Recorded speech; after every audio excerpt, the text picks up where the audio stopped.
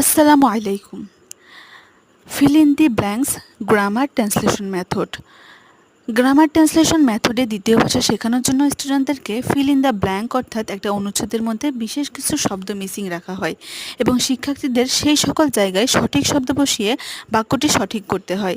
Memorisation হলো grammar translation মেথডের ভাষা শিক্ষার একটি সবচেয়ে গুরুত্বপূর্ণ টেকনিক। আমরা সবাই একটি প্রচলিত শব্দের সাথে পরিচিত মুখস্থ বিদ্যার উপরে কোনো বিদ্যা নাই এবং গ্রামার ট্রান্সলেশন মেথড ঠিক এই বিষয়টার উপরে জোর দেয় এবং স্টুডেন্টদেরকে দিয়ে সেন্টেন্স প্যাটার্ন এবং সেন্টেন্স মেমোরাইজ করিয়ে নেয় এবং সেগুলোর উপরই তাদেরকে দক্ষ করে তোলে। ভোকাবুলারি প্র্যাকটিস, শিক্ষার্থীরা যাতে দ্রুত ভাষা শিখতে পারে তার জন্য শিক্ষার্থীদেরকে ভোকাবুলারির প্র্যাকটিস করানো হয়। গ্রামার ছাড়া কখনো কখনো বাক্য গঠন সম্ভব কিন্তু ভোকাবুলারি ছাড়া কখনোই বাক্য গঠন করা সম্ভব নয়। তাই ভোকাবুলারি চর্চা করার মাধ্যমে গ্রামার ট্রান্সলেশন মেথড খুবই দ্রুত দ্বিতীয় ভাষা শিখিয়ে থাকে।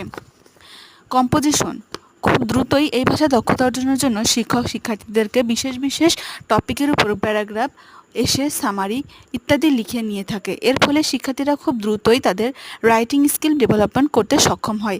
গ্রামার ট্রান্সলেশন মেথডের অপকারিতা, আমরা জানি গ্রামার ট্রান্সলেশন মেথড একটি জনপ্রিয় মেথড, কিন্তু গ্রামার ট্রান্সলেশন মেথড এত জনপ্রিয়তা লাভ করার পরেও এর বিশেষ কিছু অসুবিধা রয়েছে আমরা জানি। এবার আমরা সেই অসুবিধাগুলো সম্পর্কে জানবো। এক, গ্রামার ট্রান্সলেশন মেথডে শিক্ষার্থীরা তাদের নিজস্ব শব্দ দিয়ে বাক্য গঠন করার সুযোগ পায় না।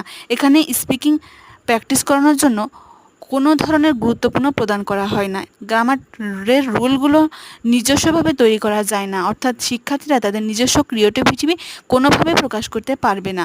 4, ভাষা শিক্ষার 4টি মৌলিক মাধ্যমের মধ্যে শুধুমাত্র 2টি মৌলিক মাধ্যমের উপর জোর প্রদান করা হয়, বাকি 2টি মাধ্যমকে সম্পূর্ণরূপে ইগনোর করা হয়।